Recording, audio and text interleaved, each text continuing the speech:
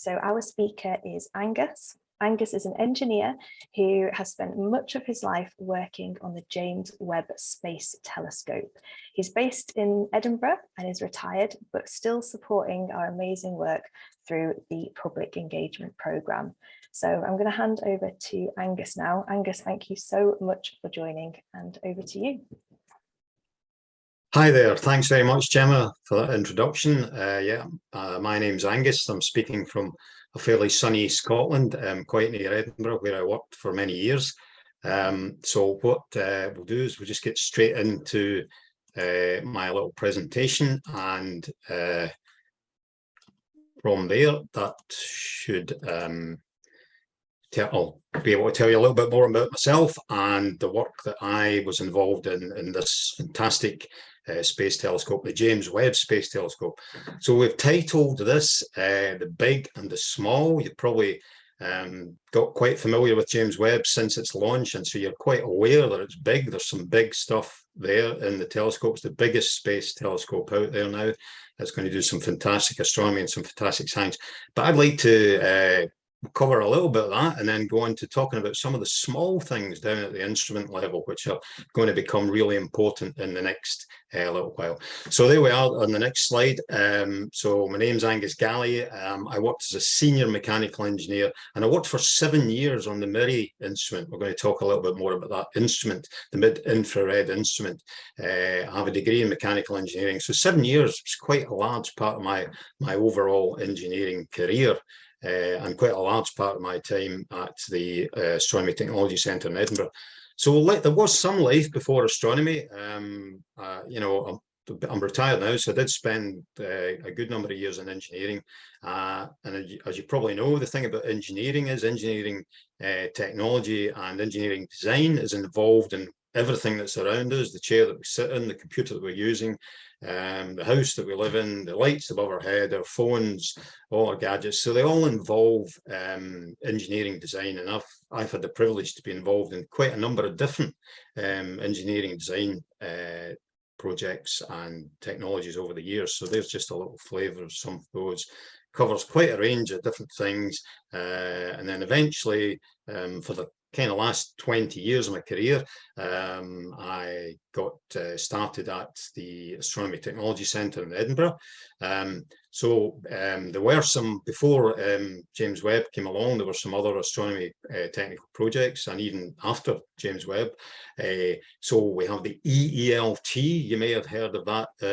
It's exactly what it says in the tin, the European Extremely Large Telescope, catchy name, but that's going to be the largest ground-based telescope in the world, and that will be sited on its very own mountaintop in Chile. And there's an illustration there. It's obviously not in London, it's going to be in Chile, but that gives you an idea of the scale against the London eye. So we're talking about a 40-metre diameter primary mirror. So that's an absolutely huge telescope.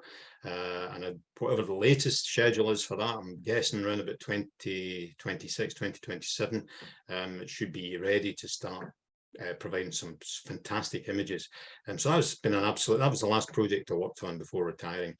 And one of the great things about working on astronomy technology stuff as an engineer, that you're involved from the very concept of those instruments and telescopes with the astronomers right to the commissioning stage, where you'd go out to the telescopes and install your instruments. And this is me out in La Palma in the Canary Islands on the top of a extinct volcano. Lots of telescopes out there, really good place for astronomy in the northern hemisphere, and that was on a planet finding instrument called HARPS North.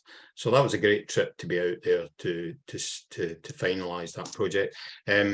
Other technical projects, my first project is a telescope that's been out in Chile again for about 15 years called VISTA, so infrared and visible. It's a survey telescope, so it's taken images of large portions of the sky, and the idea being that you cover a really large area of the sky, and then the astronomers can maybe go back later and decide to study some things in more detail. So that's still out there doing some great work.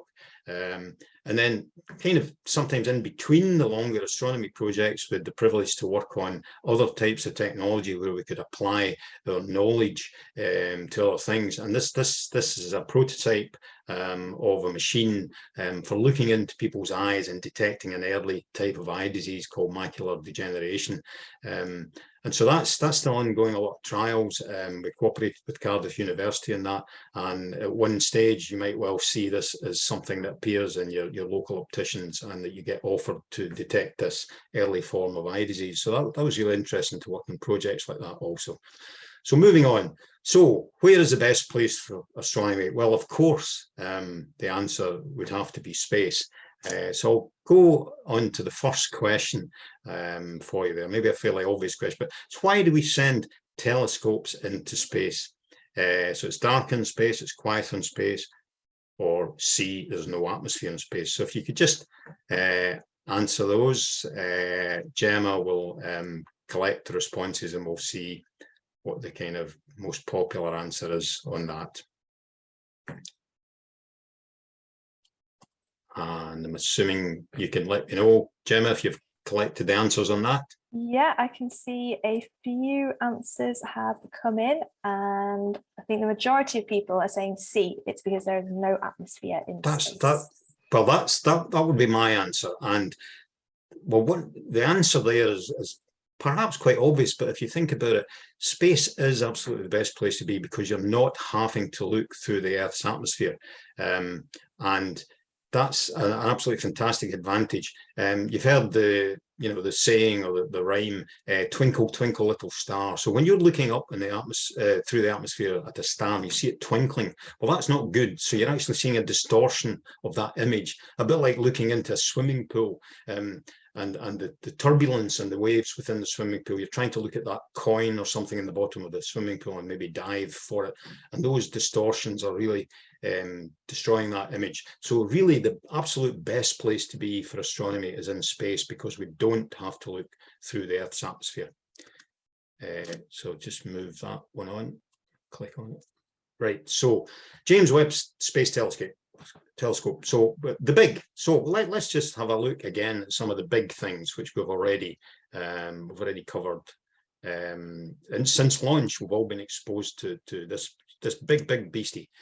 Right, so there we are. That's quite an early image of a mock-up of James Webb Space Telescope, and so we can see there. I'm not sure where that was, but it's in a car park or at some institution somewhere. We can see the humans here in the foreground, and we can see the massive primary mirror made of these hexagonal segments. So that's over 6 meters in diameter, and of course the sunshield, the famous sunshield, which is a very important role to play, and that's, as often quoted, the size of a tennis court. So some really big stuff going on there.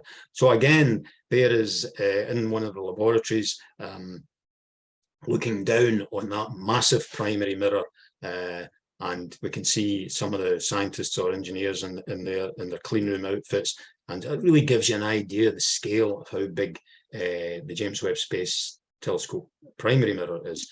And then again, the sunshield, there's another fantastic image. It's multi-layered. It's got a really very important job to do. We'll cover that in the next few slides. There's some of the scientists and engineers in there, and a really big technical challenge this, because this is how big it is. It's multi-layered. It had to fold up to fit into the rocket. It had to open up again and deploy. So a real technical challenge, but a very important part of the telescope function. So we know a fair bit about the big. We've covered that since launch. We've seen plenty of images. We've seen deployment videos. We've seen all the successes of opening out the mirror and opening out the sunshield, and everything's gone so well. So in this next stage of James Webb's career, if you like, and when it's going to start delivering images in science, we move on to the small. We're now talking about the what's at the other end in terms of the small parts that are involved. So we're at the next exciting stage, the instruments. We're at that phase where we're about to, sometime in July, I think, start seeing, I think we've already had some preliminary images. We're about to start seeing some really exciting images and data coming back from those instruments. So question 2 to all, if we're ready to go on that. So how do astronomers record what they see through telescopes? So do they sketch it on with a bit of sketch it with black paper and chalk? That might be something that you want to do. You might stick a camera on the end of the telescope, or, well, astronomers are kind of sensitive, secretive lot, so they might just keep that to themselves. So maybe you could just answer that poll just to get us all thinking a bit more about how we record what we see through a telescope. So I don't know if you're... Okay, so I can see about 90% of people have answered, so I'm going to end the poll there and share the results. Can you see that, Angus? There we are. So we're up at 96% for the middle answer B, stick a camera on the end of the telescope. And of course, that's absolutely the best thing to do. Some of you may already have a telescope. You may be amateur astronomers. You might have already fitted a camera to your telescope, so that would maybe allow you to capture images and look at them later without having to stand out in the cold for hours on end. Or you might even have a setup where you can look live through Bluetooth or whatever at the image that you have. So sticking a camera on the end of the telescope, of course, that's basically putting in an instrument onto the telescope. Hang on, just move that one on. So where is Webb? So there's a really good NASA link. It's called Where is Webb, and you can look at how the progress has gone. So we start from launch, we go through the number of weeks that we've taken to get out there. We're now at stage 7, where the instruments are being commissioned. And if we look at this part here of the slide, we can see the sort of temperatures that are involved, and these are very important. And you can see how effective the sun shield is. At the warm side of the sun shield, where the sun is shining onto the sun shield, we could be up at 51 degrees C. So that's like Earth, well, maybe some of the temperatures we're approaching now on Earth might be getting towards that kind of number. But on the other side of this really effective sun shield, we're now down at minus 231 degrees C. And so what that does is that allows the telescope to stay cold, so that it's not actually looking at itself, because that would give us a much worse image if the telescope had to look at itself. So the telescope has to be very, very cold. And then we start to look at the instruments, which we're going to talk a little bit more about. And we can see that these are now down at even lower temperatures. And MIRI, the instrument we're going to talk about, is right down at minus 267 degrees C. And if we just zoom in on that a little bit, we can see those temperatures. So we see what's happening on the warm side of the sun shield. And then at the other side, now to achieve the final temperatures at these very low temperatures for the instruments, it's not enough to have the sun shield, but we actually have to have a refrigeration system, which is cooling the instruments, particularly MIRI. And so that's one other complication, one other engineering challenge. But that's what we have to do for this instrument to work effectively. We have to have it shielded from the sun, and we have to actually have a special refrigeration system as well. So if we move on, I guess some of you, probably at the stage you're at in school, you'll have covered this sort of thing, but on the centigrade scale, we know that 0 is the freezing point of water. We know that 100 degrees C is the boiling point of water. And right down at minus 273 degrees C is absolute zero. Now, a chap called Lord Kelvin developed this scale, and he reckoned that was the lowest temperature that you could see in our known universe, where there's virtually no energy in the molecules. And so he decided that a good scale would be to define that as 0 Kelvin. So therefore the freezing point would be 273 and the boiling point of water would be 373. So that's the Kelvin scale, and that's really the scale that astronomers and engineers working on space instruments tend to favor. So if we have a look at the comparison of some of those temperatures, so minus 50, that might be some of the temperatures you would experience in the Antarctic. Also, you may be sitting on your plane, get over the Atlantic, and you have a look at the screen and you see at 10,000 meters, my goodness, it's minus 50 outside, and that's 223 K. Then we go right down, another good milestone temperature, minus 196 C. That's the temperature at which nitrogen becomes liquid. Now, nitrogen is a very abundant gas in the atmosphere, and we've all seen the experiments. You may even have done some experiments in school using liquid nitrogen. So you might be dipping a banana into a a vessel of liquid nitrogen coming out and smashing it with a hammer, and all those kind of science experiments we've seen on television. And liquid nitrogen is very, very important for sometimes being used to cool our instruments to do that science work. And then we come down to -267, very operating temperature, and then getting quite near absolute zero. That's the temperature at which helium gas becomes liquid. So jumping back again to instruments. So we've got this overview of the James Webb Space Telescope. Here is the primary mirror, here is the sunshield, and the instruments are tucked behind this primary mirror in this structure, which is known as the integrated science instrument. And it's got these various instruments ready and willing to do their work and send us back data and images. So basically the light hits the primary mirror, bounces off the secondary mirror and goes through a hole in the primary mirror, and then is diverted into the various instruments. This is a CAD image of MIRI, and this is the real beastie, the MIRI instrument. We haven't got a scale on that, but I think from this platform to here is around about 1 meter. So that gives you an idea of what we're doing. We're kind of getting now down to the smaller end, the business end of the telescope and its instruments. So again, the mid-infrared instrument, which is the one we're going to talk a little bit more about again. We have the electromagnetic spectrum, which covers everything that's out there: gamma rays, X-rays, radio waves, and so on and so forth. So if we think in terms of kind of light waves, we have the visible spectrum, and the wavelength in microns of the visible spectrum goes from about 0.4 microns to 0.8 microns. So it's actually quite a narrow part of the overall spectrum, the visible part of the spectrum. Then we move into near infrared, from about 0.8 up to about 5 microns, and then mid-infrared. Lots more things to be discovered out there. There's a small short list out there using mid-infrared, which is from 5 microns right up to about 28 microns.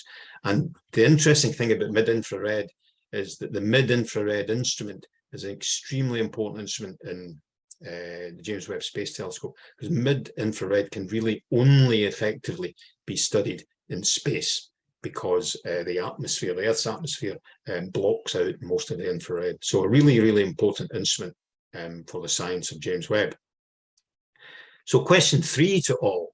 So again, it might seem obvious, but let's just see if you've been paying attention. So which of these is coldest? Winter in Antarctica, the surface of Pluto, the Webb mirror, and finally the MIRI instrument of Webb. So if Gemma can just collect the answers on that one, we'll see if everybody's on board with that. Yeah, so I've launched that poll for you, Angus, and Good. I can see the number. It's a bit more divided on this one, Well, actually. interesting, yeah. I'll give everyone a couple more seconds and then I'll share the results.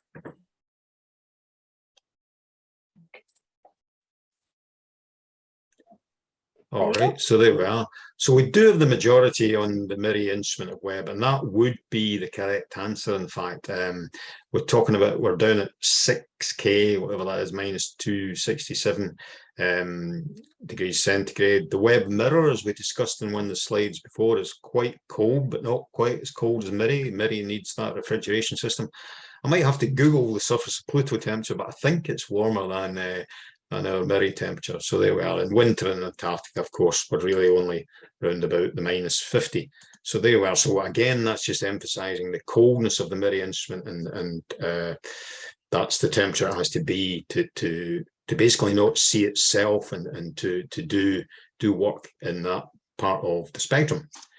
So let's get down and have a look at some of the components that are in there. So when we talk about the focal plane detector, well, that's really kind of similar to what's in the back of your digital camera, or it's actually what's in the back of your phone somewhere, or any kind of device that's used as a camera that has a detector at the back. We don't, probably most of you are not familiar with when cameras had to film in them, but now all kind of digital devices have like a silicon chip with the lid off, which is the detector. And in this case, we have 3 of these for the mid-infrared instrument, and they're very, very special, very expensive. They do a lot more than just capture images. They're able to detect infrared light and give us some more analysis and things. We'll cover that in a bit, but that's one 4K 1000 pixels by 1000 pixels, giving us a 1 megabyte detector, which for this instrument, having 3 of them, provides us with a lot of data. So if we have a look, so there's another tiny thing going on in there, which is quite important and really quite a piece of very precision engineering. It's about 2 centimeters squared. So it's machined from aluminium. And so what this is like an array of tiny, about 1 millimeter wide mirrors, each with a curvature in that direction and a curvature in that direction. So actually a kind of miniature mirror dish, and each at a slightly different angle, like as if you angled the keys of a piano. And that's what that's going to do. We're going to cover that in a little bit more detail. That's going to slice up the image for us. And so that's it. And it's a very, very specialist engineering piece. It's machined from aluminium. Quite handy that aluminium is good for reflection in the mid-infrared, but you do have to have very specialist machines and tools to machine this, and then eventually to achieve the final performance of that, we need to coat it in gold. So a really technical small piece of kit that's part of the MIRI instrument. So just a quick review. We can obviously provide, the MIRI instrument can provide an image of an object. So there's an image of a star, there's an image of a galaxy, and using a spectrometer, we can study what an object is made of. So you're probably covered in some school experiments. You have a prism, you've shined some white light in there, and basically you get a spectrum. So you get an array of different wavelengths here. So you can basically study what that white light is made of. So not just look at an object, but study its makeup. So we can do that with a prism, which you see through. So that's refractive. That's actually light passing through. But you can actually have, you can do this by reflection. So if you take a CD or DVD disc and you hold it up to the light, you do tend to produce these spectra. And within the MIRI instrument, in this complicated shoebox, we have these gratings. So they have very, very fine grooves in their surfaces, and again coated in gold, to give you this spectroscopy, but using reflective surfaces instead of refractive pass-through surfaces. So it's a bit more than just a prism. It certainly is a bit more than that. So if we move on, we've got an animation coming up, so we'll just let that run, and it just shows you some of the really complicated stuff that's going on in there. So hopefully this video should work okay. So just a wee intro. So this is produced by the European Space Agency. So there's a 3D animation of the whole MIRI instrument. So we see these carbon fiber rods. This is what you call a hexapod. So this helps to stabilize the whole instrument as the temperatures go down, and we don't get distortions then of this. So we're starting to look at, so the light's coming from the telescope. It's going right into the instruments, bouncing off some different optics, mainly reflective optics, and then it's finding its way into this complicated shoebox, which is the spectrometer pre-optics. It's going through these filter wheels. We'll cover that in a minute. It's going right through to those slicers that we discussed earlier. So we've now got it split into different wave bands, and we're taking each of these wave bands and we're slicing that up to give us slices of the image. So there's an awful lot going on there. Eventually we end up on what we looked at earlier, the detectors. So we've got the integrated field units, which use these slicers. We've got the gratings, the kind of prisms, if you like, and there's lots going on in there. So we'll just skip past that. So a wee bit of an explanation on what that's all about. So again, we've got this image slicer. So what that's doing is, so let's say we've got this image of a galaxy. So it's taking slices through that image and taking each of these strips, these slices, and then through some mirrors and some other optics and through a slit, which gives you basically a series of spectra. And putting all that together and onto the detector surfaces, then the scientists actually, they get a data cube for this. So what they've basically got is they've got spectral, that's what things are made of, slices, and they can not just look at the whole galaxy and say, well, there's the makeup. They can actually say, well, let's look at that part, the top part, the middle part, the bottom part. So lots of information coming from using these components. So just jumping back quickly again to image slicers. So there we are. They are coated in gold, reflection in the infrared. So for each part of the waveband, there are different widths of slices. So we need 4 image slicers. So we've got the 4 image slicers going on there. There's the whole of the spectrometer pre-optics. So this is about the size of a big shoebox on 3 different levels. The image slicers here. Lots going on in there. Before we slice the images, so you had seen in the earlier animation the light going through these. So we'll have special filters on these filter wheels. So these filters will let some light pass through and some will be reflected. So by this complicated filter and mirror system, we end up sending out 4 different bands, if you like, from the spectrum. And in these, we can also, these wheels turn into 3 different positions to give us another 3 selections. So these are incredibly accurate wheels which turn into 3 positions. So we've got like 12 parts of the bandwidth there, and all going to those slicers. So from the beam, we divide it into different parts of the wavelength, take these waveband divisions and slice them up. And we send those sliced images to the gratings, which are reflective, like prisms, but they're reflective. So that was all the job of the spectrometer pre-optics, and that was the responsibility of the UK Astronomy Technology Centre in Edinburgh. So that's what we worked in, that kind of complicated piece of kit. So there it is. We don't have any scale on that there. We'll have a human coming into view in a minute, but that's about the size of a really big shoebox, but quite a bit deeper and on 3 different levels. So it's a really complicated and challenging part of the MIRI instrument. So what were the mechanical engineering challenges on the part that I worked on, the spectrometer pre-optics? Well, here it's some of the same challenges for all of the James Webb Space Telescope. So firstly, collaboration. That space projects involve lots of collaboration and lots of people involved. So we worked in a European consortium. There is the map all over Europe. All the flags of the countries, including the US, of course, who are involved also. There's perhaps all of the team, or nearly all of them. Now, big challenge to do all that communication and collaboration, but actually a fantastic group of people to work with. Very many brilliant scientists and engineers, and everyone learns from everyone else to come together and produce, in this case, the MIRI infrared instrument. So next challenge, interfaces. So we've had to interface to this deck structure, and we've had to interface to the spectrometer main optics where the detectors are here. Here's the electrical connections to the detectors. And we mentioned these wheels. Well, someone else, one of the other partners, was involved in the mechanisms, which had to be a really accurate 3-position mechanism. So we had to interface and collaborate with those partners on there. So there's a lot of interfaces going on. Right, challenges, the volume. Well, it has to fit. And well, other airlines are available, but well, we'll mention Ryanair in this instance. So we know when we're going on holiday, your case has to fit. There's your hold luggage. You have the dimensions that you have to stick to in your hand luggage for the cabin. You've got those dimensions. You fret over that at home.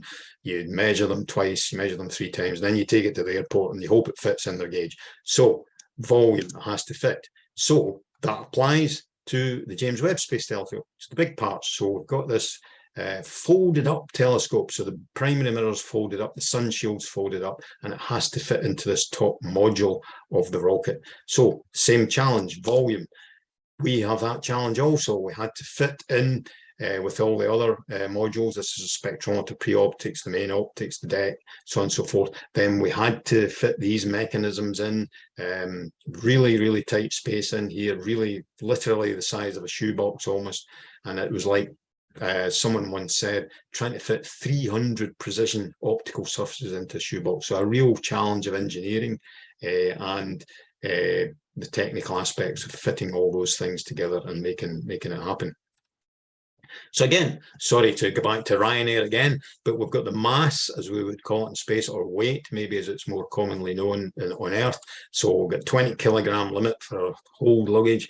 We've stood on the scales, we've got off the scales, we've put it on the scales, or we've got a spring hook. We do the same with our hand luggage, and then we get to the airport and we think, oh, blooming heck, it doesn't fit, you know. So you got to get it right. It has to fit. And the engineers are presented with these budgets, these volumes that they have to fit into, and these weights or masses that they have to conform to. So that applies to everything. It has to fly, it has to take off. So this is a NASA image. I'm assuming this is around the weight of the total payload weight to lift off the ground of 780 tons. And if we look at the mass of the James Webb primary mirror, it's 705 kilos. So there we go. That's quite a large portion of that total budget. But those engineers who worked on the mirror, worked on the James Webb Space Telescope, same thing. They've been handed those mass budgets. They've had to work through them. They've had to negotiate, maybe ask for a little more as the project goes on. So same. So we're down to the small end. There is the spectrometer pre-optics, which we had to deliver. So at some point, we must have negotiated, maybe got some increase in mass over 7 years hard work. And basically, at the end, we had to stick it on a set of scales. We've done all the calculations, we've done all the computer work, but we basically had to stick it on a set of scales. And there we are. We must have obviously had a limit of maybe 12 or 13 kilos, and we made it after all that hard work. So the other challenge materials. When they expand, things get warmer. We've all seen this kind of image. Railway lines. If you make them all in one piece, then when the sun shines on them, they're going to get hot, they're going to buckle. So we have gaps in the rail lines, which you'll see if you look at rail lines standing in the station platform. Right. So equally, materials expand when they get warm. But equally, they will shrink when they get colder. So when we get down to Murray temperatures at 6 Kelvin, minus 267 degrees C, aluminium, a 100mm piece of aluminium will shrink to 99.6, steel a little more, titanium, not too much more, or not too much shrinkage. Glass, those special dichroic beam splitter filters, not much either. And Invar, special washers that we've used, not much either. So these might not seem much less than 100mm, but if you're talking about precision engineering, then absolutely you have to take recognition of different shrinkages for different materials.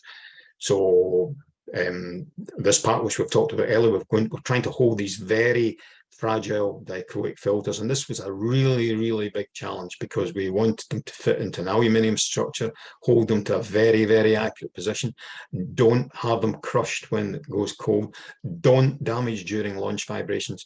In the end, we had to fit some really slim PTFE Teflon washers, and those were actually ground very accurately. So that was within that little tiny assembly, loads and loads of challenges. And just jumping back to that, so let's say we're bolting some things down. So we've got an aluminium. Let's say this the base of this is the structure. This is the base of a mirror. So these are made of aluminium. Good reasons for using aluminium in our instruments, but we want to use conventional steel, but very high strength steel screws. And then we have this special washer. So without that special washer, if you think about it, the aluminium here would shrink more than the steel and the screw would come loose. So there's quite a lot of engineering thought goes into that, and these special washers enable us for everything to remain tight when it gets cold. So another challenge, the surface coatings of materials. So again, gold, we had to get gold surface coating onto those image slicers. Specialist company to do that. Then some of our structural parts. So this is again the sort of shoebox structure. It's a shoebox, but 3 different levels where things are assembled. But we had to deal with different surface coatings on this same aluminium part. Black anodizing here, just like inside your camera or your binoculars, to keep everything dark and not have a lot of reflective stray light. A coating called alochrome, a bit like anodizing, which protects it from corrosion. And we had to actually have bare aluminium also to ensure that the thermal conductivity, that everything remained cold. And there's some weird components in there that we had to do that with, and we had to go to a specialist company to do those multiple coatings on one component. So the challenge is launch. Well, it's the biggest challenge really for any space project, and I don't know I hope you were all watching on Christmas Day, and we were sitting there, yes, with a glass of something fizzy, but I can guarantee there were hundreds and perhaps thousands of engineers and scientists across the world who'd spent a lot of their career on this project really with everything crossed, waiting for a successful launch. So launch, well, so we've got very high levels of vibration. So not only are we at the top of this rocket, but we're within the structure of the whole telescope, and we're quite high up in the structure. We're right at the top of that Christmas tree. So if you can imagine, you shake that Christmas tree at the bottom, then that fairy will really, really have a lot of movement and displacement to cope with. So we had to do lots of calculations using computer-aided design, finite element design, lots of calculations. We had to use very special screws with a special coating so that when you tightened them, you were tightening them reliably and they weren't sticking. Tighten them very accurately with a torque wrench or a torque watch. And then one of the final things we did is that we put some adhesive between the screw head and this part here, and that would mean that the screws would not tend to loosen and come out. So lots of engineering went into that. The special screws were extremely expensive. We had to qualify all the materials at different stages and just loads of engineering work into something simple like nuts and bolts. So launch, to survive launch, well, all partners, all partners have to build and vibration test a final prototype. So there's one or two prototypes that we use, and we do some vibration tests. And then we get to, that's it, that's our instrument, that's our shoebox, wrapped up like a turkey in this very special kind of foil, keeping it clean and no static and so on and so forth. And then, oops, sorry, I will just go back, play that video. And this is probably every engineer that's involved in James Webb, the telescope and instruments at some stage will have gone to a specialist center for vibration and watched their hard work being shaken like this. At the very low end of the spectrum, at the low frequencies, it looks worse because you get bigger displacements, and then you go right up through the spectrum to really high frequencies. And you know, this kind of thing puts years on you, but I'm glad to say we passed, and we kind of passed with flying colours. Nothing fell off. We did an inspection afterwards and everything was working fine. So that was a really satisfying thing. So question 4 to all, and we're nearly finished now. Which of these makes all engineering for space projects really hard? So we've got the vibrations during launch, we've got the weight of the instrument, and we've got balancing the rocket upright. So it's for all engineering. All engineering. Okay, those answers are So we're getting some answers in there, Gemma. Yep, just waiting a couple more seconds just for the last people to make their minds up, and then I will share the results for you. Good.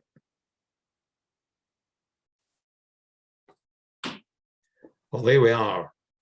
That's interesting. And my answer would have been a vibrations during launch, which is 62% people. That really is the thing that makes things very, very hard. That's probably where the most work goes in. Of course, weight of instruments important. You've constantly got that on top of you. So that would have been, that's how I would have ranked those answers, basically. Balancing the rocket upright, somebody has to do that, but not all the engineers, if you like, throughout the project.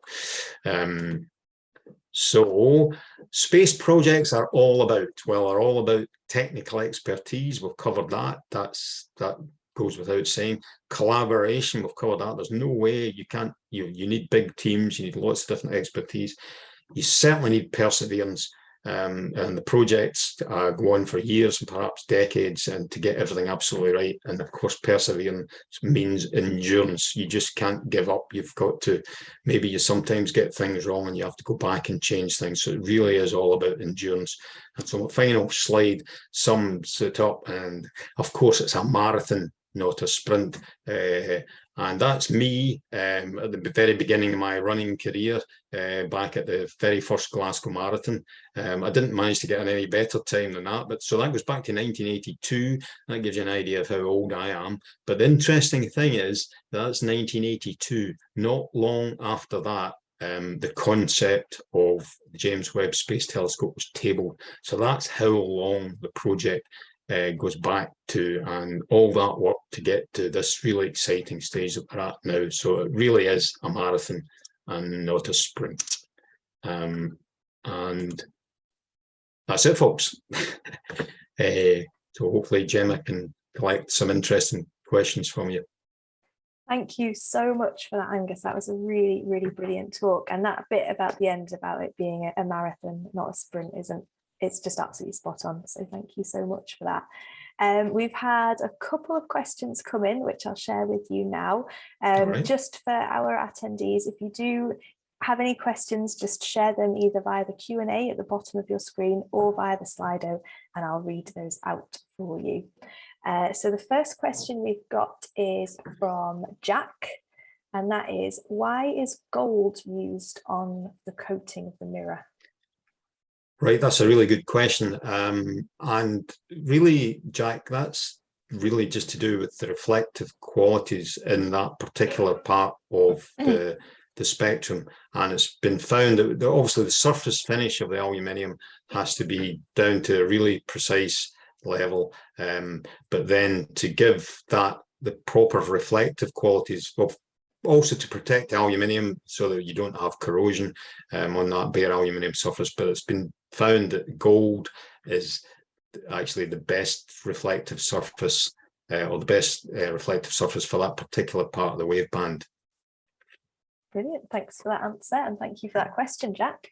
Next question is from Avyukt. How thin is the sunshield on the James Webb Space Telescope?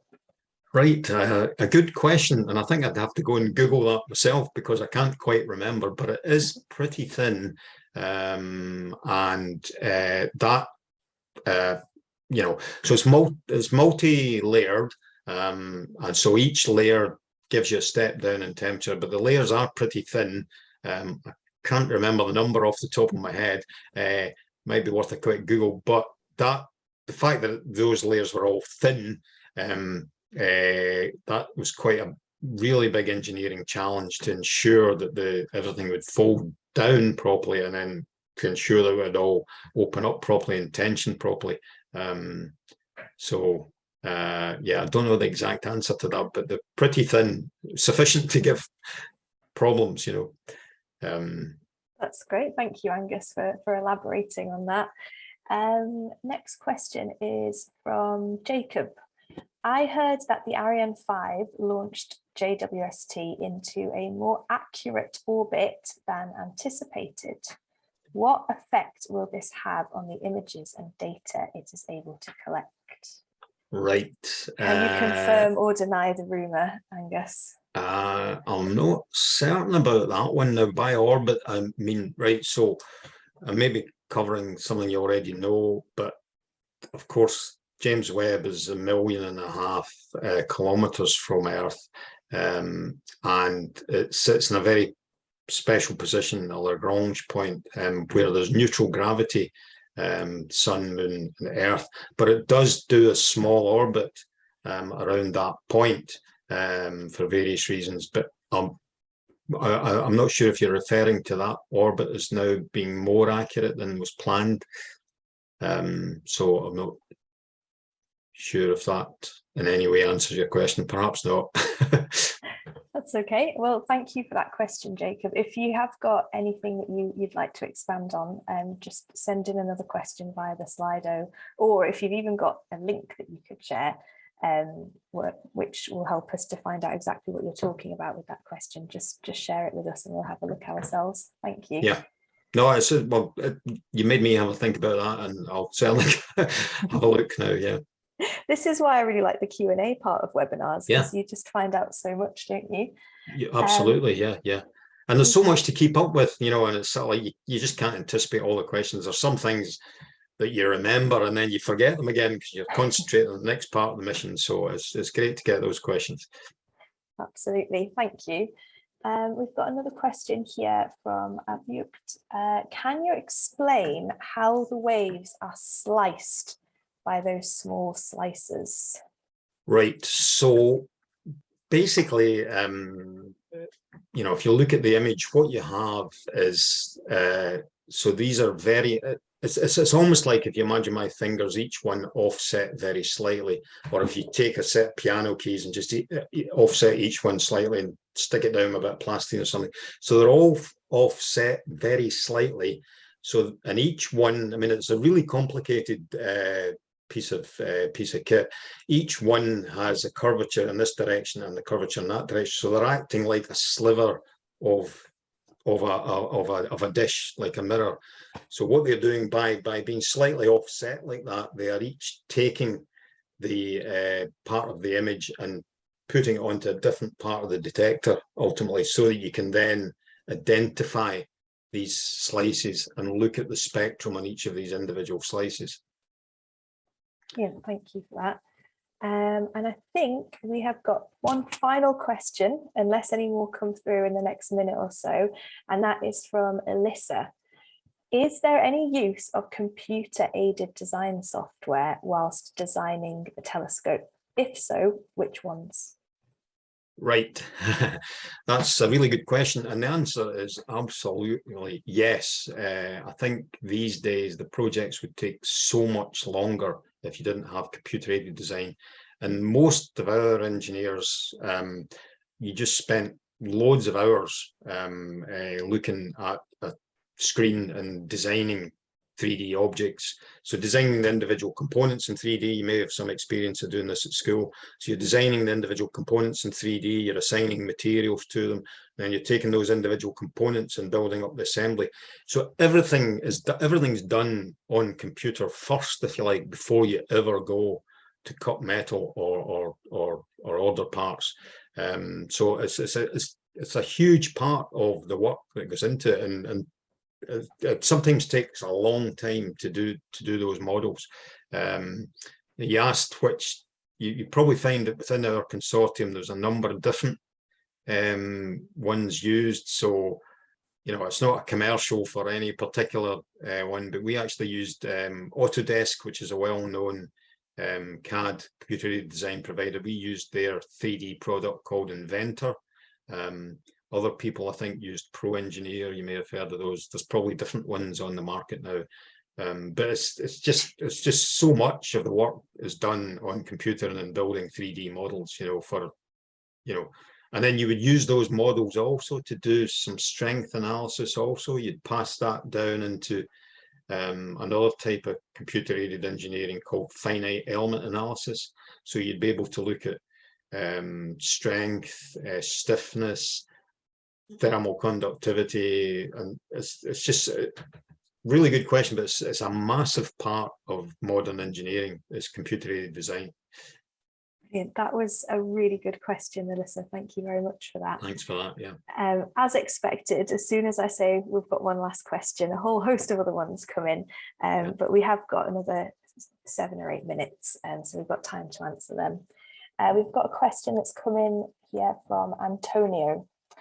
How do environmental factors such as light exposure from the sun at certain hours affect the abilities of the space telescope? Right, so the big problem with the sun is that it does warm things. So that's the reason we have the sunshield. So we basically have to shield the telescope from the sun always, and that's part of the function of the mini orbit.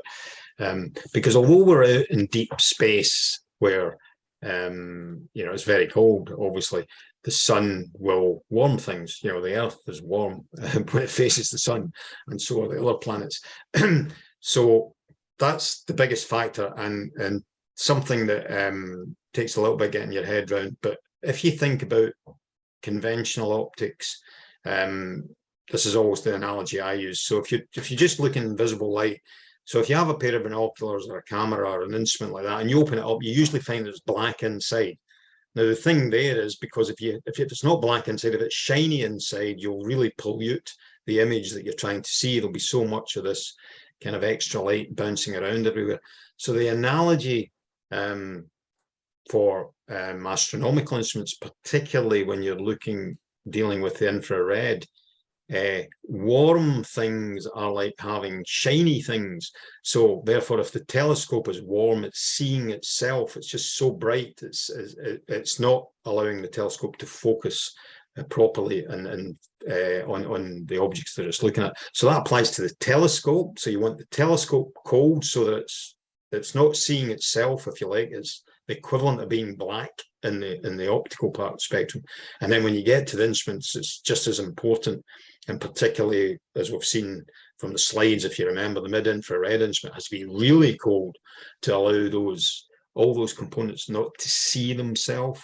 So that's the analogy I always use. So that's the main problem with the sun, is that it's going to warm you up like it does for us during the day. Brilliant, thank you for that, Angus. Question here from Michael. Do the slicers have anything to do with diffraction? If so, is there any effect from interference? That's probably quite a good question. I think they don't contribute to diffraction, in that they are only there as basically mirrors to individually, like little individual mirrors to give you those slices. The diffraction takes